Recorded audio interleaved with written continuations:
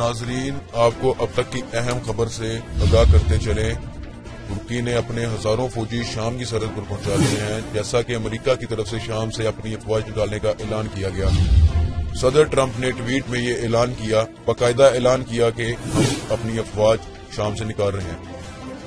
اس tweet کے فوراً بعد ترکی نے ہزاروں کی تعداد میں اپنی فوج شام کی سرحد پر پہنچا دی ہے۔ نیوز کے مطابق آپ کو بتاتے چلیں کہ ترک افواج سرحد کی دوسری طرف واقع کرد علاقے کے قریب جمع ہو رہی ہیں، جو امریکی افواج اور کرد جنگجوؤں کے زیر تسلط ہے، اور کہا جا رہا ہے کہ امریکی فوج کے وہاں سے نکلتے ہی ترک افواج علاقے میں داخل ہو جائیں گی۔ رپورٹ کے مطابق ترک میڈیا کا کہنا ہے کہ ترک فوج کا ایک کمانڈو جنرل شام میں داخل بھی ہو چکا ہے۔ سیرین آبزرویٹری کی طرف سے بھی اس کی تصدیق کرتے ہوئے بتایا گیا ہے کہ گزشتہ رات ترکی سے 50 فوجی گاڑیاں شام کے علاقے منبج میں داخل ہوئی، جن پر فوج اور جنگی ساز و سامان تھا۔ منبج وہ علاقہ ہے جہاں امریکی فوج کا اڈہ موجود ہے۔ منبج کی کرد ملٹری کونسل کے ترجمان شرفان درویش کی طرف سے جاری بیان میں کہا گیا ہے کہ ترک افواج ہمارے علاقے میں داخل ہو چکی ہیں اور ہم خود پر حملہ ہونے کی صورت میں دفاع کرنے کے لیے ضروری اقدامات کر رہے ہیں۔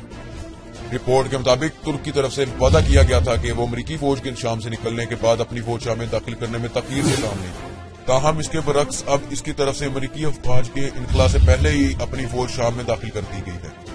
واضح رہے کہ صدر ٹرمپ اور صدر رجب طیب اردگان کے درمیان گزشتہ ہفتے ٹیلی فونک گفتگو ہوئی تھی، جس میں صدر اردگان نے امریکی ہم منصب کو شام سے اپنی فوج نکالنے پر آمادہ کیا۔ اس گفتگو کے بعد صدر ٹرمپ نے ایک ٹویٹ کے ذریعے شام سے فوج نکالنے کا اعلان کیا۔